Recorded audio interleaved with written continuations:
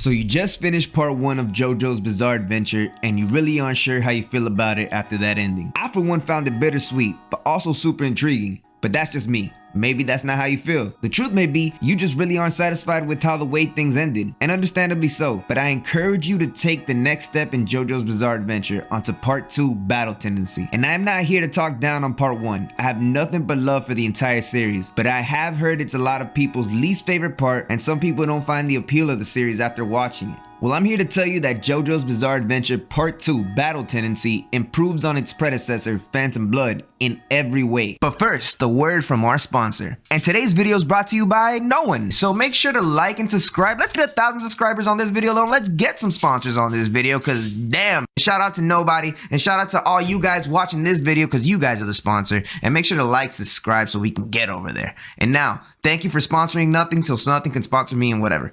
I love you guys.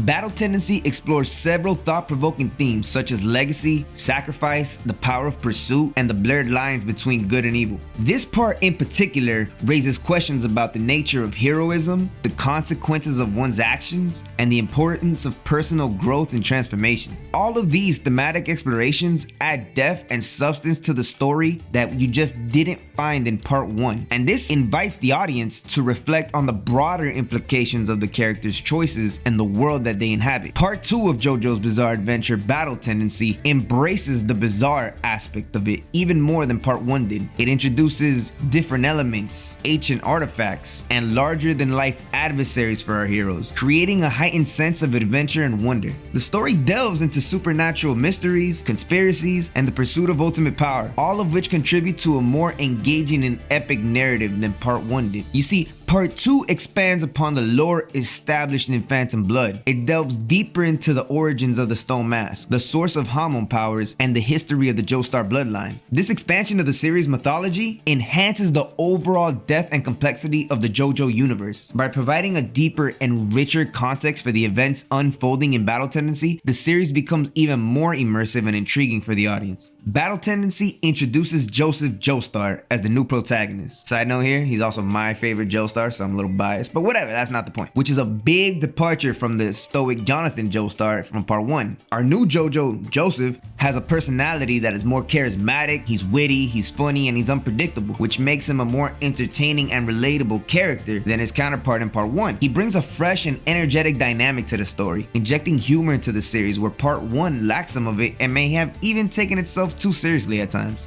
Joseph also brings cleverness into his battles and interactions with Hamon, resulting in spectacular fight scenes. Each encounter is filled with the right adrenaline-pumping choreography, innovative techniques, and unexpected turns of events. The improved action sequences in Battle Tendency compared to Phantom Blood elevate the series to new heights. Battle Tendency also has a faster-paced narrative compared to Part 1 Phantom Blood. This story in particular wastes no time in diving into the action. You're immediately set up with suspense, followed by some high-octane fights. Battle Tendency sets the stage, showcasing the creative use of Hamon, which if you don't know by now is the supernatural power system used in the series up until this point. The battles and fights in Battle Tendency utilize Hamon in more diverse and imaginative ways. The battles become more frequent, they become more intense. The fights are filled with strategic maneuvers, unique abilities, and clever tricks to keep the audience engaged. Keeping the audience guessing the whole time is how they're gonna get out of this. Wow, I should have thought of that. Or wow, that was very interesting. That was very clever. Well, I couldn't think of something like that. Another thing the second part of JoJo's Bizarre Adventure has going for it is the expansion of the cast, with some returning characters and brand new ones. They do a great job of making us sympathize with all of these characters. The supporting cast in Battle Tendency are more well-rounded and developed. They have their own unique personalities, motivation, and character arcs, which Phantom Blood didn't give us enough time to develop any supporting character, really. And this all leads to deeper connections between the audience and the characters in the story. We're more emotionally invested in the moments. The cool thing about Battle Tendency is that it was heavily inspired by the action movies of the late 1980s, the ones starring Sylvester Stallone and Arnold Schwarzenegger. I guess that's why this part resonates a lot with me, being someone born in the 90s. So I saw a lot of those action films growing up. It's pretty cool to see it in an anime form, really.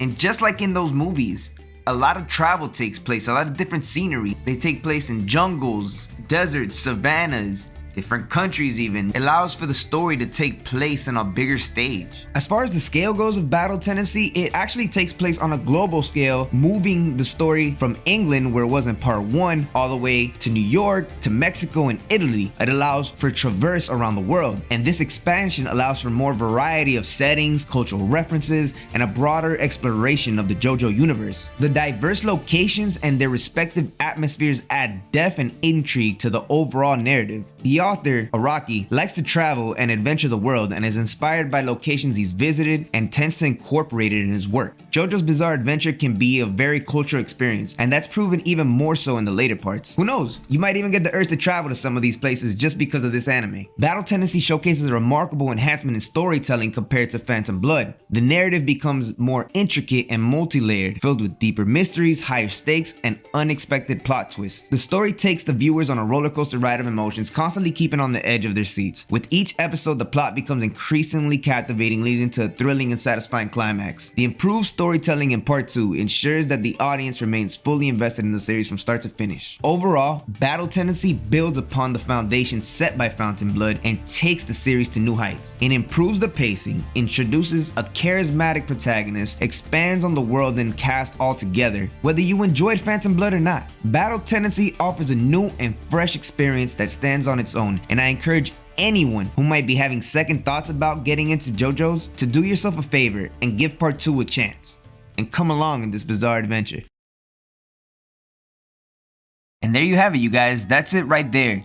I hope through this video I've been able to convince you to keep going on your bizarre adventure with JoJo's, just in case you were even considering it. I know most of you are like me, they're like, okay, we're just gonna keep going because this is interesting. Where's this going? I mean, this ended like this, there's no way. But for those of you that may be second guessing, I'm telling you to keep going with it. Those of you that may have found the first part just a little bit boring, it picks up throughout the second and it never drops. The series is still going on, you know, so strap along, come along for this ride. I'm telling you, I wouldn't do you guys wrong. And if anyone, like I said, is out there second guessing, I hope this has been like a promotion for these guys. You know, JoJo's Bizarre Adventure, David Productions should reach out to me, you know, thanking me for their promo, maybe put a sponsor up in here, something to help a brother out. But that's another story for another time. So thank you guys, and if you've enjoyed the video and you made it this far, go ahead and subscribe. Make sure to like the video. Comment down below if maybe you were someone that might have second guessed themselves into actually